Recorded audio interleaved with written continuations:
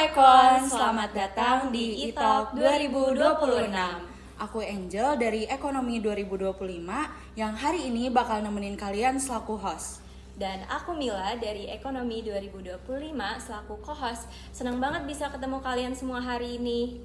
Nah, hari ini kita bakal ngobrol seru, ngulik pengalaman keren, sekaligus dapetin tips berharga dari narasumber yang udah kita siapin khusus buat kalian. Dan yap, sesuai dengan semangat kita hari ini, e-talk 2026 Ruang diskusi penuh inspirasi.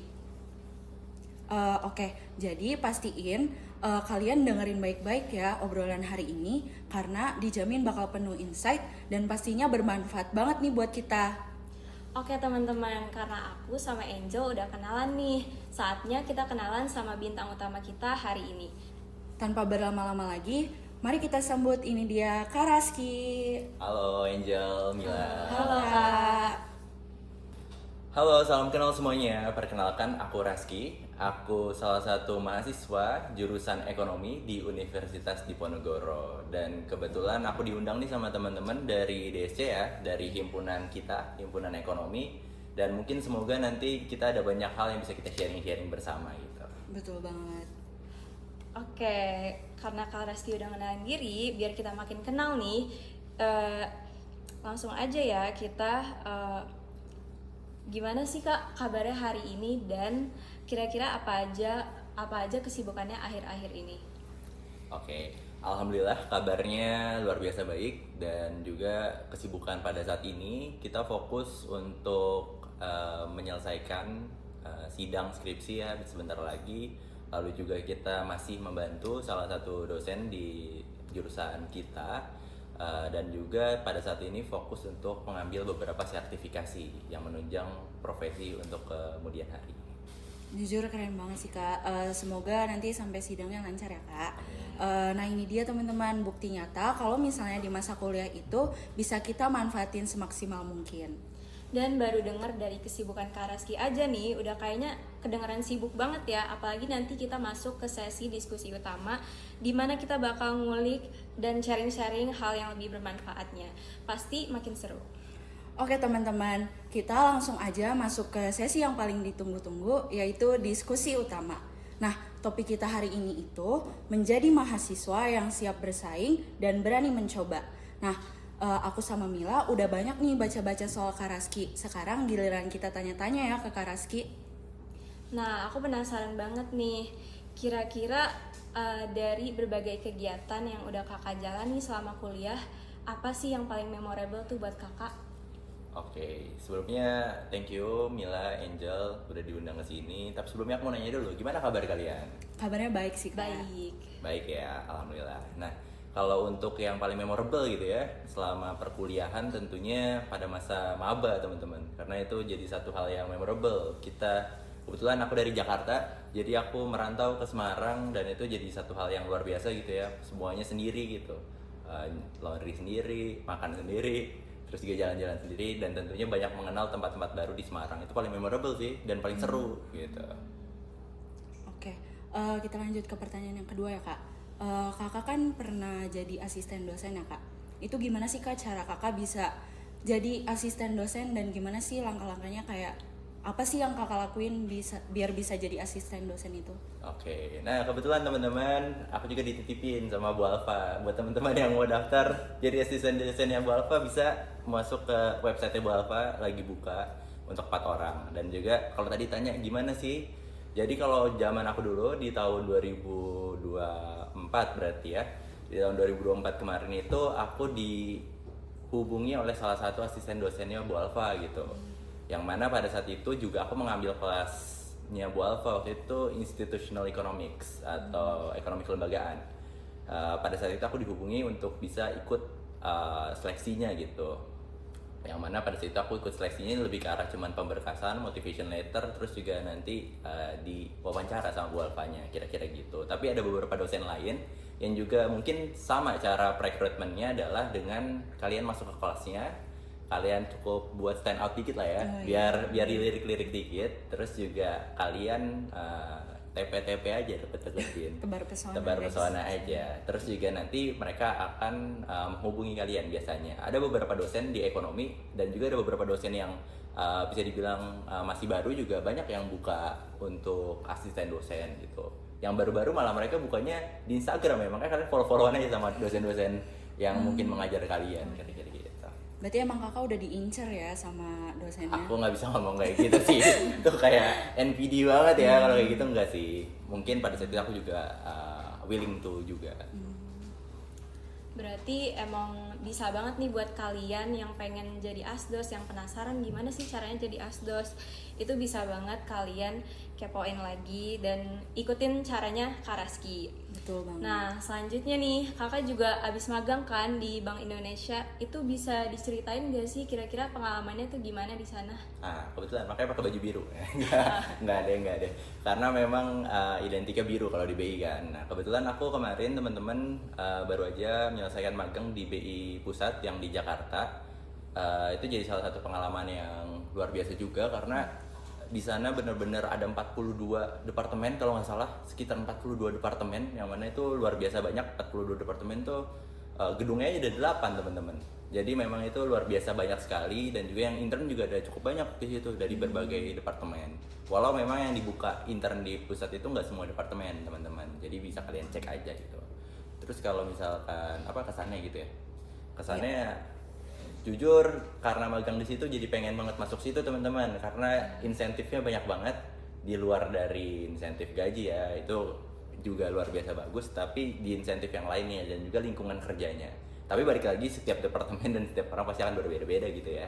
Tapi yang kemarin aku dapetin, alhamdulillahnya baik dalam semuanya. Ibaratnya kalian gak usah bawa apa-apa, kenyang dari pagi, siang, sore sampai malam gitu. Udah konsumnya gitu. Dan kenyangnya juga bukan cuma nasi, tapi juga kopi, snack, lain sebagainya yang juga enak-enak gitu ya. Kalau boleh tahu kakak di departemen apa tuh? Aku kemarin kebetulan itu ada di departemen sistem pembayaran, jadi DKSP, kebijakan sistem pembayaran. Nah di situ juga kita fokus untuk sesuai sama skripsi aku juga sih, mirip-mirip karena memang skripsi aku juga sistem pembayaran, jadi banyak hal yang bisa kita kulik juga di sana. Walau tidak semua hal bisa kita dapatkan ya datanya gitu ya, karena kan confidential gitu ya. Tapi ada banyak hal-hal yang akan mereka luncurkan itu kita udah tahu duluan kira-kira gitu, dan tentunya praktisi-praktisi di sana luar biasa karena aku udah beberapa kali magang. Ini cuma ngasih tahu doang ya, Iya, beberapa apa-apa. kali magang. Tapi kenapa di BI beda? Karena aku ngeliat semua orang di sana pinter teman-teman. Nggak tahu kenapa gitu ya. Karena kan kadang kita kayak ngeliat nih, kayak kita kan masih muda, kayak sosokan gitu. Pinteran gue. Pas kita lagi di sana, pas lagi lewat, set ini kayaknya orang pinter nih kayaknya. Karena dari style dan juga look dan juga tentunya dari cara berbicaranya itu beda gitu. Kalau aku ngerasanya gitu, beda. Jadi satu hal yang memorable juga teman-teman. Jujur jadi pengen magang juga sih Kak di BI.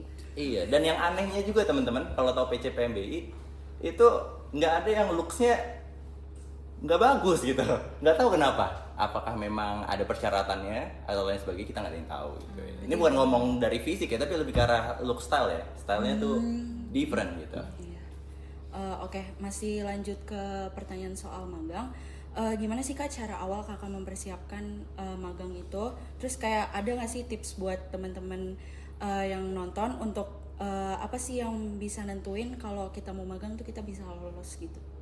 Oke, nah balik lagi kalau untuk magang ini Bank Indonesia itu secara luas itu berbeda-beda teman-teman.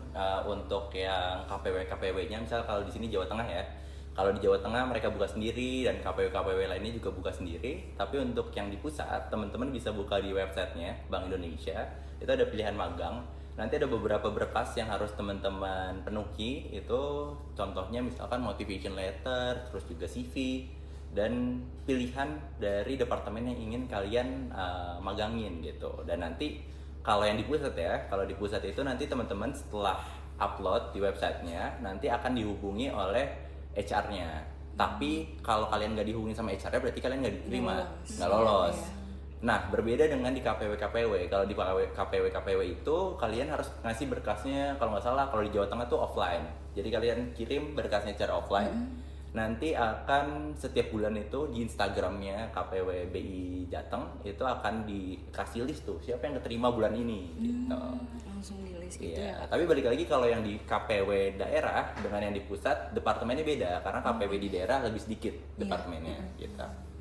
Berarti kita emang boleh milih sendiri gitu ya Kak, kita mau magang di departemen yang mana? Iya betul, kita pilih sendiri dan nanti kalau misalkan kalian keterima itu berarti user kalian di departemen itu memang membuka magang dan membutuhkan teman-teman dari magang. Gitu.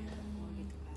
Pastinya abis magang di BI ini jadi kelihatan ya, jadi kayak lebih yakin nih buat karirnya tuh pengen kemana, terus kira-kira tuh di bidang apa sih kakak pengen fokusin itu? Oke, sebenarnya kalau ditanya makin percaya diri ya, sebenarnya juga enggak juga, karena ngelihat wah saingan banyak banget ya, tapi tetap kita percaya diri gitu. Apalagi kita di Undip ya, weh luar biasa Undip.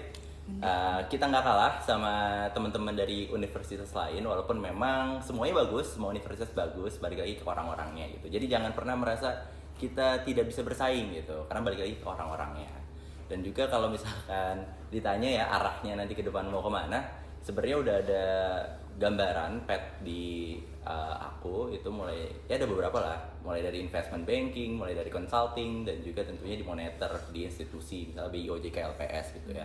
Tapi juga aku juga pengen ngarah juga ke energi teman-teman. Jadi ini kan cuma satu ya BI ya. Sebenarnya aku 3 magang sebelumnya itu semuanya aku di sektor tambang dan energi. Itu juga menarik karena ada namanya risk management teman-teman. Risk management itu mungkin ntar teman-teman belajar di ekonomi moneter 2 gitu. Itu juga menarik karena risk management itu cocok untuk kita teman-teman ekonomi untuk masuk ke industri yang real gitu. Gitu sih. Jujur kayak berat banget, cuman kalau nggak dicoba kayak kok pengen nyoba gitu ya Kak. Nah itu dia, karena teman-teman satu hal yang paling penting itu sebenarnya bukan kita bisa apa enggak sebenarnya kalau menurutku ya. Iya. Tapi nyoba dulu teman-teman, karena kadang kita kalau nggak nyoba dulu nggak tahu gitu. Iya betul banget. Dan kalau udah nyoba mau nggak mau harus Dijalanin dijalanin aja. gitu. Oke, kita lanjut ke pertanyaan selanjutnya ya Kak. Kalau boleh tahu nih Kak, gimana sih strategi Kakak dalam mempersiapkan diri Kakak menghadapi berbagai peluang seperti kompetisi, terus organisasi sama magang? Oke. Nah ini sebenarnya cukup jadi hal yang penting ya buat kita sebagai mahasiswa, terutama teman-teman kalau masih mahasiswa baru ya. Karena kan banyak nih pasti mahasiswa baru ngeliat, wah ada yang ikut lomba A, B, C, D, ada yang ikut panitia A, B, C, D, magang A, B, C, D. Wah pressure dong, Iya, betul peer banget, pressure betul, tuh ya, betul. itu juga bahaya buat mental health gitu ya. Bahaya tuh ya. Tapi enggak, teman-teman yang paling penting itu sebenarnya cuma satu, yaitu adalah teman-teman harus berani dan konsisten. Karena itu 2 hal yang paling penting. Teman-teman yang pinter pasti akan kalah sama yang berani dan konsisten. Karena balik lagi kalau kalian nggak berani untuk ngambil kesempatan dan kalian nggak konsisten dalam menjalankannya ya tentunya tidak akan berhasil. Tapi balik lagi kesempatan itu hadir karena kesiapan. Iya, betul Jadi banget. sebelum kalian dapat kesempatannya silahkan kalian siap-siap dulu aja. Kayak kemarin aku baru aja ditawarin jadi analis di salah satu investment banking. Cuman aku kenapa nggak bisa padahal semuanya maksudnya semua persyaratannya sudah lengkap dan memang ditawari, tapi ada satu yang bikin aku nggak bisa. Aku nggak bisa bahasa Mandarin teman-teman. Wah itu sayang sekali. Itu Padahal gajinya gede buat kita final year gitu ya. Nah maksud aku di situ kesempatan itu kan selalu datang, tinggal kita siap apa enggak. Iya betul. Makanya ini aku lagi belajar Mandarin ya sekarang. Ni hao ni Oke, hao. Ni hao gitu ya. Betul banget nih, jadi kalau ada kesempatan yang datang tuh kita coba aja dulu sambil siapin diri. Oke, kita lanjut ya ke pertanyaan selanjutnya. Aku juga penasaran banget nih Kak, gimana sih cara Kakak bagi waktu antara kuliah, jadi asdos, sama kegiatan-kegiatan Kakak yang lainnya? Kira-kira ada tips manajemen waktu yang bisa dibagiin? Oke. Kalau manajemen waktu ya sebenarnya kita apa sih mahasiswa kegiatannya gitu-gitu aja ya. Pasti kita kalah sama orang-orang yang udah kerja, kayak misalnya CEO atau yang punya usaha gitu ya. Nah balik lagi kita punya 24 jam, tinggal kita maksimalin aja. Apalagi kita anak ekonomi ya, belajar kan kalian semua maximizing apapun itu, profit dan lain sebagainya. Waktu pun begitu, silahkan di maximizing. Gimana cara ngaturnya? Salah satu tools aku pakai hal yang dipakai sama Elon Musk itu adalah time blocking. Jadi bukan kita menuliskan jam sekian sampai jam sekian aku ngerjain A, B, C, D, F, G. Karena kadang menurutku kalau itu nggak cocok buat aku. Karena aku nggak bisa kayak ditulis misalnya jam 1 aku harus belajar gitu, nggak bisa. Tapi aku time blocking, kayak hari ini aku ngapain aja, tapi waktunya terserah aku mau kapanpun itu lebih pas buat aku. Tapi silahkan dicari teman-teman kira-kira pasnya apa. Itu dia teman-teman, itu bisa jadi salah satu inspirasi ya buat kalian yang mungkin bingung gimana sih cara nge-manage waktu kalian sendiri. Oke, kita lanjut ke pertanyaan berikutnya ya kak. Kalau soal relasi nih kak, gimana sih cara kakak bangun networking selama kuliah dan seberapa penting menurut kakak relasi itu? Oke, seberapa penting relasi ini? Waktu itu pernah dimarahin sama salah satu dosen, aku juga jadi pembicara, terus dosennya jadi pembicara juga, dia omelin. Tapi ini jujur, ini bener loh. Menurutku kuliah itu yang penting itu relasi. Kalian belajar itu menurutku di kuliah, apa sih yang dipelajarin di kuliah? Banyak sih yang dipelajarin. Banyak. Cuman maksudnya yang dipelajarin itu bisa kalian pelajarin juga dengan baca buku, dengan kalian nonton podcast dan lain sebagainya, kalian bisa. Tapi satu hal yang membuat kita beda dengan teman-teman yang mungkin saat ini memilih jalur tidak kuliah, itu adalah capital dari networking teman-teman. Jadi silahkan maksimalin networking kalian di selama kuliah, karena banyak banget teman-temanku yang aku sudah bangun relasi dari awal, sekarang aja final year udah luar biasa. Ada yang punya bisnis, ada yang lanjutin usaha bapaknya, ada yang lain sebagainya. Jadi kita nggak tahu teman-teman kita, mungkin Angel, Mila gitu ya. Sekarang kita saat ini lagi ngobrol-ngobrol, 4 tahun lagi kalian udah punya usaha sendiri gitu ya. Terus misalkan udah kenal dari lama sama aku, perlu apa kan bisa juga kan. Amin. Kan opportunity itu datang Iya, dari betul, salah satunya betul. networking. Betul. Gitu. Jadi sepenting apa, penting banget. Dan caranya gimana? Caranya adalah ini, yang omongan ini yang bikin aku diomelin sama salah satu dosennya, adalah nongkrong aja teman-teman. Jadi jangan takut untuk nggak nongkrong, Kak. Maksudnya jangan takut untuk nongkrong. Mau nongkrong sampai pagi kayak sampai malam, kalian masih muda bro, santai aja. Dan apalagi kalau masih maba ya, semester 1-2 itu mending kalian nongkrong, karena pelajarannya gampang, ya nggak? Gampang kan? Pas maba semester 1, 2, 3, apa sih paling yang dipelajarin? Pengantar kan gampang ya? Kalian mending maksimalinnya pertemanan. Kenapa? Karena pas udah semester 4, 5, 6 udah susah cari networking teman-teman.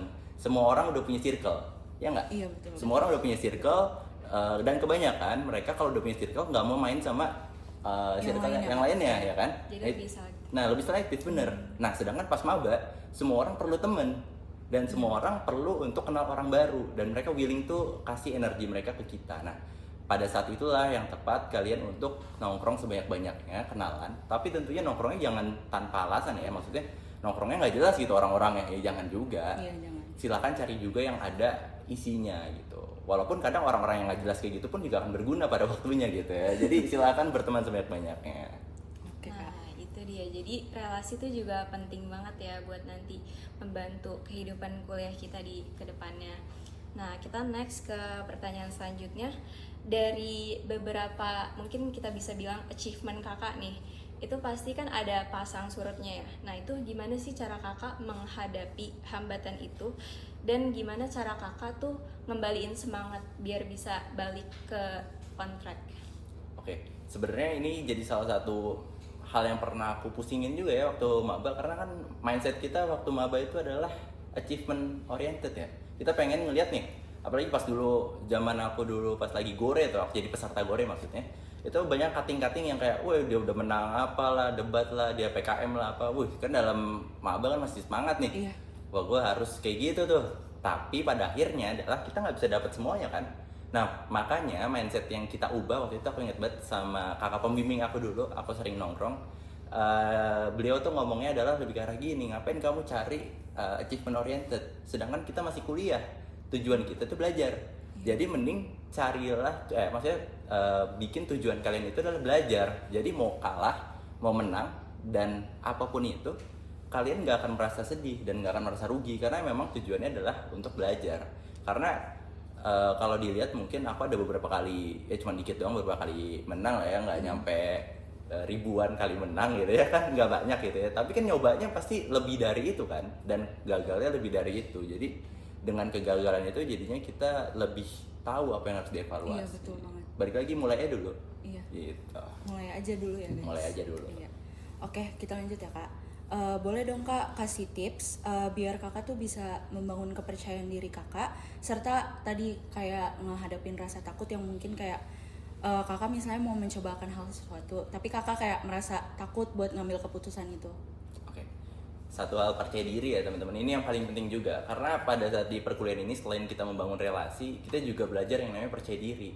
Kita percaya diri untuk bertemu siapapun itu dengan latar belakang apapun itu, dan kita bisa ngikutin gitu ya, ngikutin mereka. Karena itu jadi satu hal penting nanti di dunia profesional, mau kalian nanti punya bisnis atau kalian kerja profesional, percaya diri itu menjadi salah satu hal yang dilihat pertama kali. Kalau misalkan kalian tidak terlihat percaya diri, orang juga nggak akan percaya sama kalian. Dan tentunya opportunity yang akan muncul ke depannya ya jadi tidak ada, karena orang jadi nggak percaya sama kalian. Caranya gimana untuk kalian bisa percaya diri? Ya tadi, nongkrong aja teman-teman. Karena semakin kalian sering nongkrong sama orang, kalian semakin melihat tipe-tipe orang seperti apa. Nah, kalian akan menjadi tahu, oh kalau ketemu orang tipe kayak gini atau kayak gini, kalian harus seperti apa. Kalau seperti itu harus seperti apa. Nah, itulah yang membuat kita percaya diri. Apa sih yang bikin percaya diri? Ya karena kita tahu risk manajemennya. Ibaratnya simpelnya ya, ini waktu aku SMP nih, ada salah satu mentor gitu datang. Dia nanya, kenapa sih pembalap itu berani buat ngegas kenceng, teman-teman? Kira-kira kenapa? Karena dia yakin. Karena dia buat yakin. ada tujuannya. Ada tujuannya. Karena dia mau menang dan mencapai tujuannya. Nah, aku juga dulu jawabnya gitu teman-teman. Tapi ternyata jawabannya adalah karena mereka tahu ada rem. Nah, coba kalau nggak ada rem, berani nggak ngegas kenceng? Nggak berani. Nggak berani. Karena kalau gas kenceng pas belokan nabrak Iya, dong, kan nabrak. gitu simpelnya. Nah itu sama dengan kepercayaan diri. Kalian akan takut ketemu orang kalau kalian nggak tahu atau kalian nggak punya rem tadi. Tapi kalau kalian punya rem, tentunya kalian nggak akan takut. Rem itu apa? Rem itu ya tadi, bagaimana kalian bisa menghadapi orang lain, kalian tahu mitigasinya seperti apa dan lain sebagainya. Jadi temukanlah rem kalian masing-masing. Gitu. Berarti kayak harus tahu kayak gimana sih cara ngendaliin diri kita sendiri gitu ya Iya kak? betul, cara kita berbicara, cara kita ngomong, topik apa yang harus dibangun, mulainya seperti apa, bridgingnya gimana, itu kan satu hal yang dapetnya ya dari kalian nongkrong Iya, gitu. betul. Jadi kita harus lebih praktek aja langsung Iya, betul. lapangannya. Nah teman-teman, karena kita udah dapet nih diskusi utamanya, jadi kita langsung aja ya ke pertanyaan-pertanyaan yang masuk di question box dari DSC. Iya betul banget. Kita bakal bacain pertanyaan-pertanyaan yang udah kalian tanya ini di question box kita kemarin. Kak Raski siap ya kak untuk menjawab? Ya silahkan. Oke, pertanyaan pertama nih kak. Suka duka kuliah di ilmu ekonomi Undip seperti apa sih kak? Wah, tentunya sukanya lebih banyak daripada dukanya. Dukanya ya udahlah ya, nggak usah diomongin gitu ya. Nanti kalian juga ngerasain sendiri dukanya seperti apa gitu ya. Tapi tentunya sukanya itu banyak teman-teman. Satu, kita bisa dibilang tapi nggak bisa ya, ini kayaknya nggak bisa ngomong kayak gini juga ya. Maksudnya kita pinter banget juga nggak pinter banget juga enggak. Gitu. Jadi kita levelnya ada di atas tengah lah, atas tengah gitu. Itu bikin apa kelebihannya? Kelebihannya adalah satu, kita nggak jadi so pinter. Satu, kita jadi nggak so jagoan. Itu pertama. Terus yang kedua apa kelebihannya? Kelebihannya adalah di sini itu sangat amat beragam, heterogen sekali. Karena apa? Karena Semarang itu coba kalian lihat isinya, teman-teman kalian juga pasti banyak kan, nggak Iya, cuma banyak, dari banyak. Jawa, ada yang dari Sumatera, Bener Sulawesi, banget. lain sebagainya. Dan itu mungkin akan jarang didapatkan kalau kalian di kota-kota besar lainnya, karena kebanyakan mereka dimajoritikan oleh orang daerah. Dan sukanya lagi adalah orang Semarang itu baik-baik teman-teman, dan juga tentunya orang Semarang itu mau beradaptasi dengan para pendatang gitu. Karena kan ada ya beberapa daerah yang orang aslinya yang ngerasa dia orang asli, ngapain gue ngikutin Iya benar. Iya. kalian. Nah itu hal yang berbeda di Semarang, dan itu yang aku rasakan gitu. Semuanya baik. Sukanya lagi apa? Kok nggak ada deh, tadi kok nggak ada ngomongin akademik gitu ya. Ada tentunya sukanya. Suka di akademiknya ekonomi hidup itu adalah kita kan fokusnya kepada ekonomi pembangunan gitu ya. Jadi teman-teman juga bisa mengikuti isu-isu terkini. Jadi ekonominya itu terapan teman-teman. Kita bukan ekonomi murni yang hanya fokus kepada matematikanya banget gitu. Itu yang membuat kita berbeda dengan ekonomi-ekonomi dari universitas lainnya gitu. Jadi sukanya itu cukup banyak, dan juga tentunya banyak scholarship yang khusus untuk Undip. Itu juga jadi salah satu sukanya. Aku juga kebetulan dapat salah satu scholarship yang memang dikasih sama FEB Undip gitu ya. Jadi enak banget, dan memang FEB Undip luar biasa ya. Saya nggak perlu ngapa-ngapain dapat duit, thank you. Jadi itu keren banget memang. Itu salah satu sukanya yang paling saya suka gitu ya. Setiap sebulan dapat duit tapi nggak usah ngapa-ngapain. Keren banget sih Kak, jadi kakak kelihatan lebih enjoy di perantauan. Nah untuk pertanyaan berikutnya nih, buat ikut penelitian bareng dosen harus jadi asdos dulu kah? Gimana sih cara apply buat jadi asdos? Oke. Kebetulan aku juga kemarin ikut salah satu project dosen, itu kita ke Malaysia kemarin, dan dosennya bukan dosen yang aku asdosin, itu salah satu dosen lainnya, profesor yang lainnya.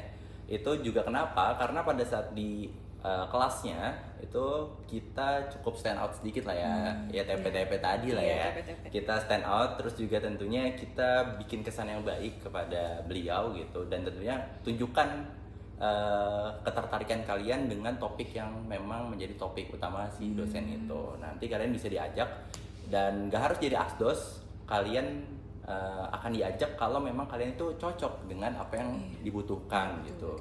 Dan tentunya balik lagi tadi, opportunity datang pada saat kalian siap. Jadi siapkanlah diri kalian. Jadi pada saat opportunity datang, kalian sudah bisa dapat gitu ya opportunity-nya. Jujur keren sih Kak. Oke, kita next aja ya Kak. Boleh dong Kak spill cara belajar untuk UTS atau UAS? Oke, wah ini juga jadi salah satu hal yang menarik ya teman-teman. Karena pas aku semester 1 pun juga aku masih kebawa zaman-zaman SMA gitu ya. Apalagi aku SMA-nya COVID gitu ya. Mana belajar? Si belajar tuh. Belajar lah teman-teman. Belajar pakai Discord gitu ya. Enggak lah. Kita belajar, tapi tentunya pada saat COVID kita belajarnya tidak se effort itu ya. Karena kan pas COVID juga lebih banyak waktu itu pakai Google Classroom kalau nggak salah. Dan itu kebanyakan pakai Gform, yang mana itu pilihan ganda yang simple gitu, yang nggak harus belajar banget, itu cuma nginget-nginget doang gitu ya. Masuk ke kuliah terus full offline, wah itu kaget sih asli, karena dari yang biasanya pilgan tiba-tiba langsung esai kebanyakan, dan esainya itu anak beranak gitu ya. Ada salah satu dosen tuh ngasih soal 4 tapi per soalnya PH kan. Itu luar biasa banyak ya. Itu benar-benar. Nah itu Setuju, Kak. dan nggak disuruh pilih lagi, suruh ngerjain semua. Nah itu kan jadi hal yang menarik. Nah, gimana cara belajarnya? Waktu dulu tuh aku masih meraba-meraba waktu semester 1. Akhirnya aku menemukan formulasi yang memang cocok untuk ekonomi undip gitu ya. Paling enggak untuk ekonomi undip ya cocok, yaitu adalah belajar dengan grup. Kenapa harus grup? Karena ekonomi itu kita bukan hanya hafalan gitu ya. Kalau hafalan kita bisa belajar sendiri. Tapi kita ini case based. Jadi kita base-nya adalah kasus, dan tentunya kita harus bisa menghitung, kita bisa menginterpretasikan, dan tentunya menggunakan alat-alat lainnya, misalkan pakai kurva lain sebagainya, ya harus bisa. Itu kan di luar kita udah bisa gitu. Nah, dengan kita bikin grup itu pastinya setiap orang punya kelebihannya masing-masing. Let's say misal si Mila jagonya ngitungnya, kamu jagonya misalkan teorinya, aku jagonya menginterpretasikan dalam bentuk kurvanya. Dengan kita bertiga memiliki hal yang kita pahami berbeda, tentunya dalam grup kita bisa saling mengedukasi teman-temannya juga. Dan juga kelebihannya adalah pada saat kita menjelaskan kepada orang lain, itu juga kita belajar teman-teman. Jadi kita lebih ingat, dan bahkan kadang kalau lagi menjelaskan ke orang lain ada hal yang kayak, oh iya bisa kayak gini ya. Atau misalkan aku ngasih tahu nih caranya kayak gini nih Mil, 1, 2, 3. Terus si Mil ternyata bilang, kenapa nggak langsung kayak gini, kan bisa lebih cepat. Nah, yang kayak gitu-gitu kan itu cuma bisa didapat dari grup. Jadi silahkan kalian bergrup, dan caranya lagi adalah teman-teman menurutku nggak usah nyatet pas lagi kuliah. Tapi teman-teman benar-benar fokus dengerin apa yang dosen sedang bawa. Kalian tapi videoin, kalau aku dulu gitu, videoin apa voice record.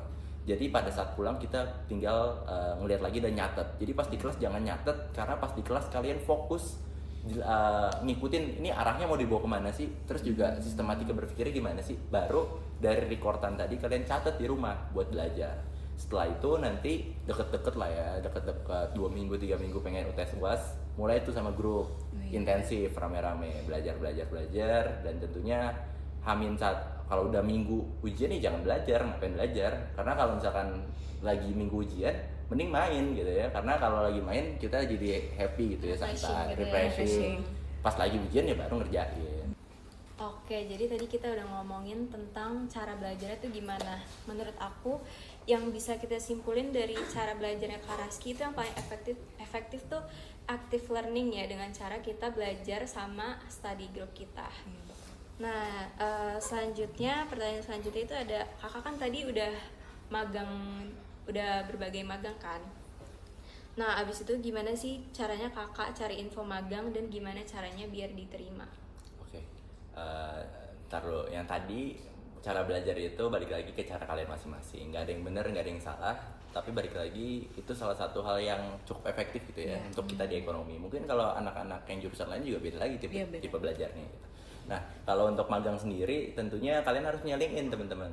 Semuanya udah punya LinkedIn ya? Ya. Udah punya LinkedIn karena LinkedIn itu juga banyak untuk intern-intern yang dibuka itu banyak banget yang posting dan kalian jangan lupa untuk perbaikin profile kalian. Anggap aja LinkedIn kayak Instagram, masih jelek sih Instagram gua gitu kan. Jadi perbaiki sebagus mungkin, jual apa yang kalian bisa, lalu kalian temenan sama HR company atau talent acquisition itu kalian follow semuanya. Jadi pada saat mereka posting kalian bisa dapat info lebih dahulu. Terus yang kedua, sekarang sih orang udah cukup banyak yang meninggalkan LinkedIn sebenarnya teman-teman, karena LinkedIn itu banyak yang palsu. Jadi kalian juga harus hati-hati ya dengan yang palsu-palsu itu. Apalagi kalau mereka meminta data diri kalian yang confidential, itu hati-hati. Jadi ada banyak teman-teman bisa pakai Greens atau misalkan Jobstreet dan lain sebagainya, itu juga bisa banget untuk kalian cari intern-intern. Karena kalau lihatnya di Instagram, biasanya mereka juga ngambilnya dari sana. Jadi kalau kalian daftarnya pas tahu info dari Instagram, kalian udah telat karena yang daftar udah ribuan misal gitu. Jadi kalian kalau bisa dapet infonya A1 gitu ceritanya. Tadi sih temenan sama HR sih. Mereka soalnya ya paling pertama kan nge-share infonya gitu. Oke, kita lanjut ya kak. Gimana sih cara kakak nentuin konsentrasi matkul, sama gimana cara kakak nentuin kemana sih jenjang karir yang sesuai sama diri kakak? Balik lagi, semua konsentrasi di ekonomi itu bagus dan baik, dan juga tentunya tenaga pengajarnya luar biasa baik gitu ya. Jadi untuk pemilihannya lebih ke arah kalian itu maunya nanti kerjanya apa gitu ya.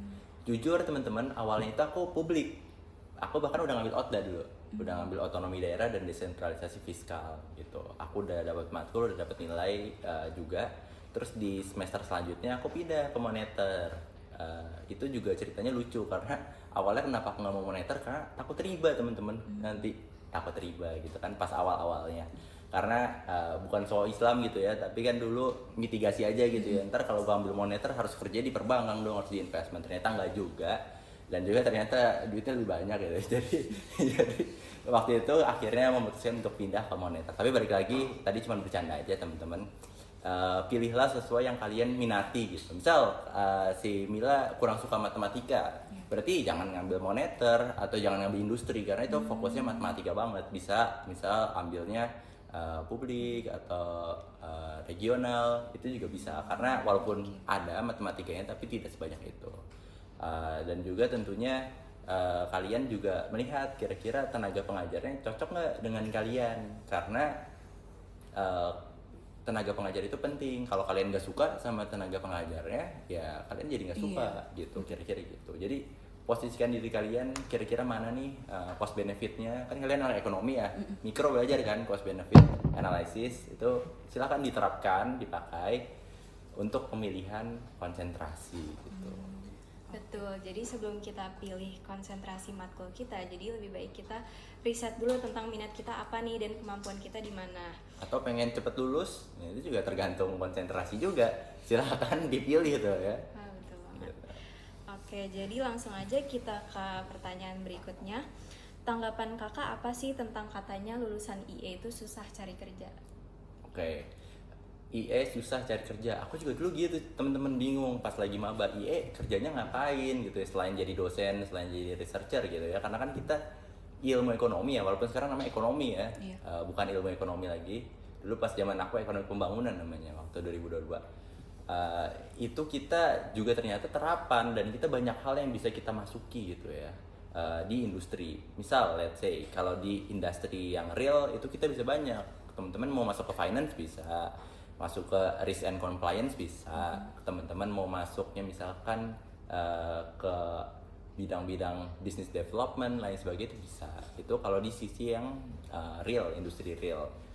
Terus teman-teman bisa mau jadi HR juga bisa, karena teman-teman belajar di ekonomi sumber daya manusia. Bahkan kita lebih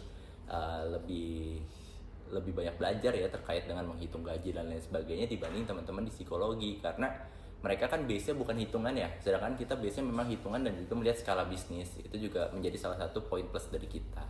Kalau risk management, kita juga dapat poin plus karena teman-teman dari teknik industri yang biasanya masuk ke risk management, mereka itu biasanya belajar itu risk operational risk. Sedangkan mereka tuh nggak belajar holistic risk. Holistic risk itu apa? Belajar semua, resiko suku bunga, resiko kredit, resiko ekspor impor, resiko lain sebagainya. Itu mereka nggak mempelajari, sedangkan kita belajar semuanya. Jadi pada saat nanti kalau HR atau recruiter yang nanya, emang apa kelebihan kalian dari anak teknik industri? Nah itu aku dulu ditanya kayak gitu tuh, apa kelebihan kamu dari anak teknik industri?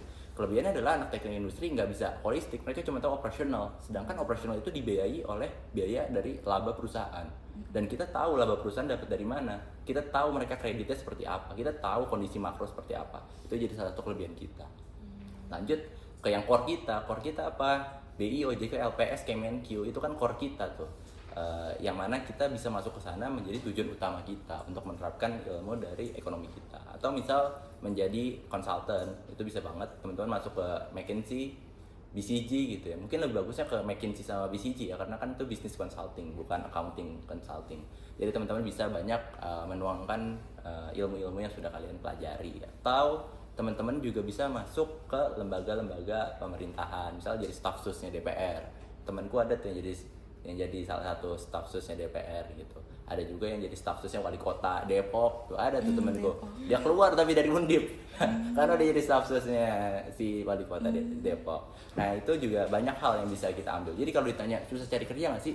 Justru enggak, cuman balik lagi kalian bisa memanfaatkan nggak ilmu-ilmu di ekonomi, karena kebanyakan sebenarnya ilmu di ekonomi itu luas. Karena luas itu kadang yang bikin orang mikir susah cari kerja adalah karena kita nggak ada yang spesialis. Sedangkan sebenarnya ekonomi itu banyak loh spesialisasinya. Mau ekonomi sumber daya manusia bisa dispesialisasi, moneter bisa, pajak bisa, fiskal bisa. Kalian mau fokus ke regional aja bisa, pariwisata. Jadi banyak yang bisa kalian fokusin dan tinggal kalian cari celah aja di mana yang bisa kalian masukin gitu. Oke, keren banget sih Kak jawabannya. Makasih banyak ya Kak udah mau jawabin pertanyaan dari teman-teman DSC semua. Oke, karena waktu kita udah habis, menurut aku sih jawaban-jawaban tadi dari Kak Raski semuanya sih berharga banget ya buat kita. Nah, buat teman-teman yang belum kejawab nih pertanyaannya, jangan sedih ya, karena semoga tadi insight yang udah diberikan dari Kak Raski itu bisa bermanfaat bagi kita semua. Nah, teman-teman, kita udah sampai nih di penghujung acara e-talk kali ini. Nah, sebelum kita benar-benar tutup, kita mau kasih kesempatan dulu nih ke Kak Raski buat ngasih pesan atau motivasi buat mahasiswa yang masih di semester awal agar bisa memaksimalkan masa kuliah mereka. Oke, thank you Angel. Sebelumnya aku disclaimer dulu. Semua yang aku bicarakan tadi itu adalah based on pengalaman aku. Tentunya pengalaman teman-teman akan berbeda dengan apa yang aku dapati, dan silakan kalian ambil yang positifnya dan buang yang negatifnya. Dan apa pesannya untuk teman-teman yang maba? Sebenarnya ada dua hal. Pertama adalah berani coba dulu, dan yang kedua konsisten. Karena itu dua poin utama yang menjadikan kalian berbeda dengan yang lain. Karena kalau main pinter-pinteran, tentunya kita pasti akan ada yang lebih pinter, ada yang lebih pinter. Tapi kalau main konsistenan, itu nggak banyak orang yang konsisten dan berani coba. Jadi selalu cari celah yang orang lain nggak pernah pikirin, yaitu adalah kalian harus siap, kalian harus berani coba, dan kalian harus konsisten dengan apa yang kalian ambil. Pegang aja 3 hal itu, tentunya semoga kalian bisa berproses. Dan aku juga sedang berproses, dan semoga kita sama-sama bisa berproses dan nanti kita ketemu di puncaknya gitu ya. Bener banget. Oke, terima kasih banyak ya Kak Raski. Dari ngomongin pengalaman jadi asisten dosen, terus magang di Bank Indonesia, sampai tips-tips keren buat jadi mahasiswa yang siap bersaing. Semuanya itu pasti jadi bakal berharga banget sih buat aku Mila dan teman-teman yang nonton di rumah. Betul banget, kita ngerasa beruntung banget nih bisa sharing tentang pengalaman kakak hari ini. Semoga kakak selalu diberi kelancaran dan setiap langkahnya ya kak, dan terus bisa menjadi inspirasi bagi mahasiswa ekons lainnya. Dan buat teman-teman semua, makasih ya udah ngikutin kita dari awal sampai akhir. Semoga obrolan hari ini gak cuma jadi tontonan, tapi juga jadi motivasi buat kalian buat berani nyoba hal-hal baru, eksplorasi potensi diri, dan maksimalin masa kuliah kalian sebaik-baiknya. Ingat ya teman-teman, gak ada yang tahu batas kemampuan kita kalau kita gak pernah berani mencoba. Jadi ini talk kali ini sebagai pengingat bahwa setiap langkah kecil yang kita ambil itu berarti. Jangan nantiin sempurna, tapi mulai saja terlebih dahulu. Nantikan e-talk berikutnya dengan topik yang gak kalah seru dan pastinya penuh insight. See you next time, Icons. Aku Angel. Dan aku Mila. e-talk 2026, Ruang diskusi penuh inspirasi. Sampai jumpa.